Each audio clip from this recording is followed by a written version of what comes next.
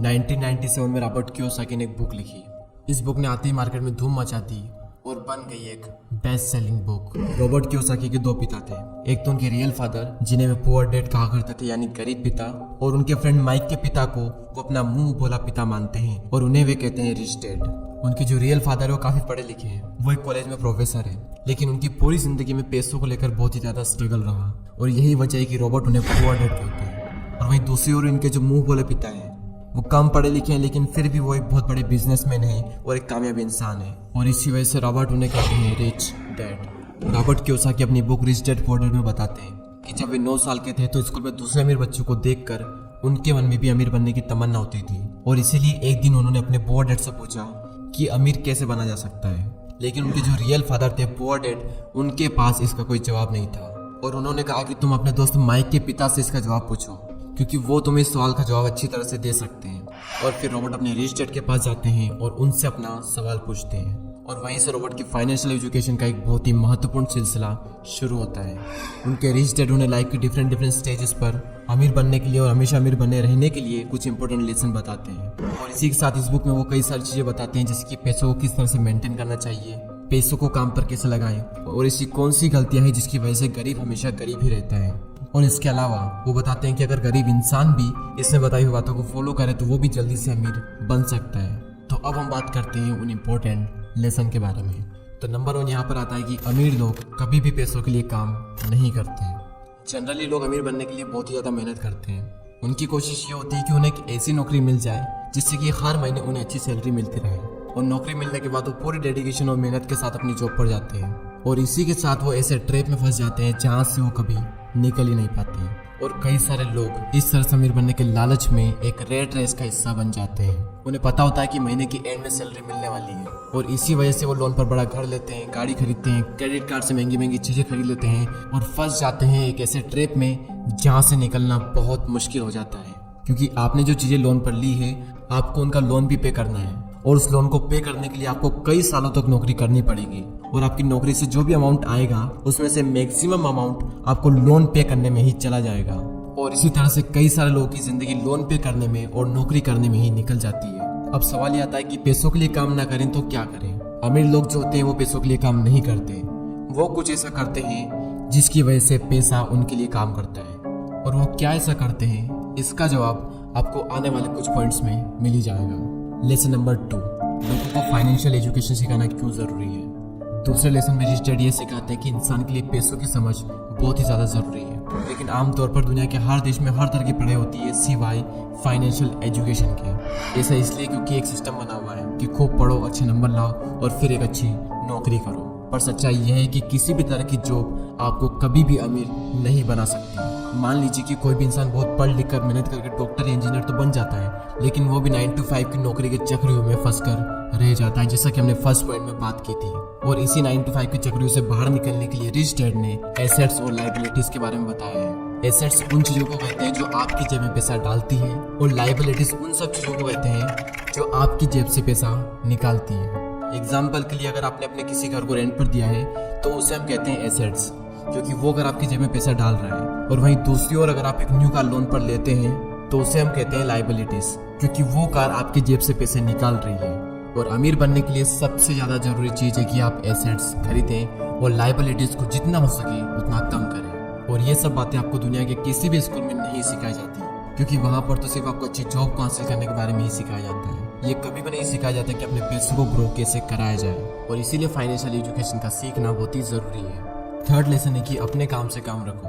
इस लेसन में rich dad ने बताया है कि काम से जॉब करने वाला इंसान कोई भी ऐसा दूसरा काम कर सकता है जो उसकी इनकम को बढ़ाए। इसके लिए जरूरी नहीं है कि शुरुआत बड़े लेवल से ही की जाए, क्योंकि हर किसी के पास इतना पैसा नहीं होता। आप अपनी नौकरी करते हुए भी अपना कोई भी पसंदीदा काम कर सकते हैं। एग्जाम्पल के लिए कोई इंसान स्कूल में टीचर है तो वो उसका प्रोफेशन है, ना कि उसका बिजनेस।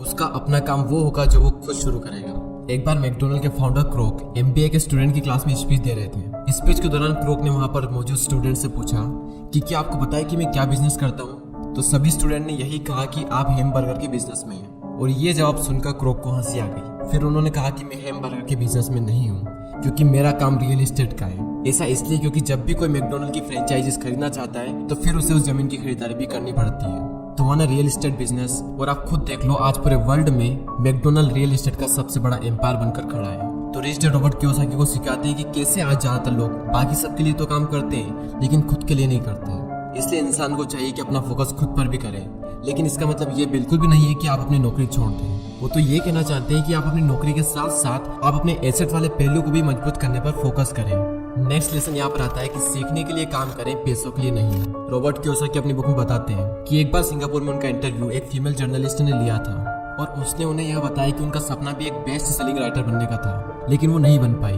उस महिला के लिखने का तरीका काफी अच्छा था और रॉबर्ट ने उसके कई सारे लेख पढ़े भी थे, तो इसलिए रॉबर्ट ने उस महिला को सेल्स ट्रेनिंग का कोर्स करने की राय दी। लेकिन ये सुनकर वो महिला नाराज हो गई क्योंकि वो बहुत ज्यादा पढ़ी लिखी थी और उसके पास में इंग्लिश लिटरेचर में मास्टर डिग्री थी और उसके हिसाब से सेल्स का काम सीखना उसके स्टैंडर्ड का नहीं था। रॉबर्ट कहते हैं कि दुनिया कई सारे पढ़े लिखे स्मार्ट लोगों से भरी हुई है, लेकिन पॉइंट यह है कि पैसा कमाने के लिए सिर्फ टैलेंट की जरूरत नहीं होती। आपको यह पता होना चाहिए कि आप उस टैलेंट को कैसे बुना सकते हो, और जब तक आप ये नहीं जानोगे तब तक आपका सारा टैलेंट बेकार है। और उसी लड़की की तरह कई सारे लोग सीखने के लिए काम नहीं करते।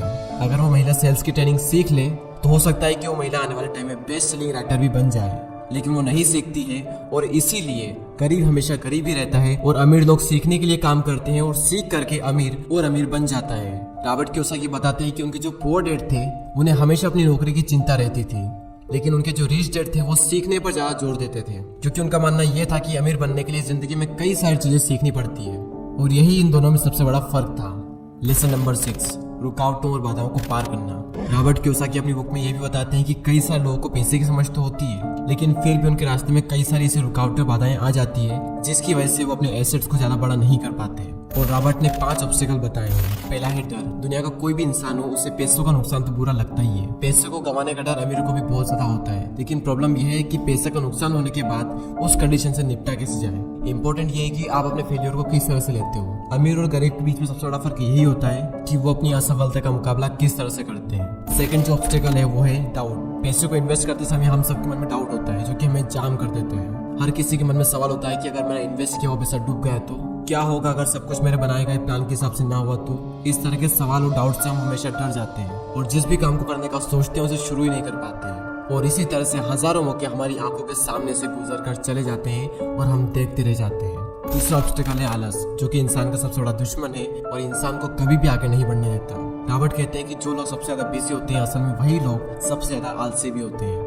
जिंदगी में हर टाइम पैसों के लिए काम करने वाले लोगों को यह बात समझनी चाहिए कि किसी भी चीज की अति गलत होती है। और अभी रिसेंटली आलस को दूर करने पर भी मैंने एक वीडियो बनाया है, तो अगर उस वीडियो को आपने नहीं देखा है तो प्लीज उस वीडियो को भी जरूर देखें। चौथा ऑब्स्टिकल है बुरी आदतें। रॉबर्ट कहते हैं कि अगर दो लोगों में कंपैरिजन किया जाए तो उनकी आदतों में बहुत ज्यादा फर्क होता है। साथ ही रॉबर्ट ये कहते हैं कि वो सबसे पहले खुद को पैसे देते हैं और इसी वजह से वो खुद को फाइनेंशियली और इमोशनली ज्यादा मजबूत महसूस करते हैं। उनके कहने का मतलब ये है कि हर महीने जब आपके पास में पैसे आते हैं तो सबसे पहले अपने सेविंग और इन्वेस्टमेंट के पैसों को अलग कर दें और उसके बाद अपने बिल्स वगैरह चुकाएं। तो अगर अमीर बनने की ख्वाहिश आपके मन में है तो ये आदत आपको डालनी ही पड़ेगी, भले ही हर महीने आपके पास कम ही पैसा क्यों ना आए। तो पहले खुद को पे करो और उसके बाद में दूसरे काम करो, और इससे आपके 2 फायदे होंगे। पहला तो आपका पैसा भी बढ़ेगा और दूसरा आपके सामने कमाई के कई सारे अवसर आएंगे और आप उनका फायदा भी उठा सकेंगे। फिफ्थ ऑब्स्टिकल है अहंकार यानी ईगो।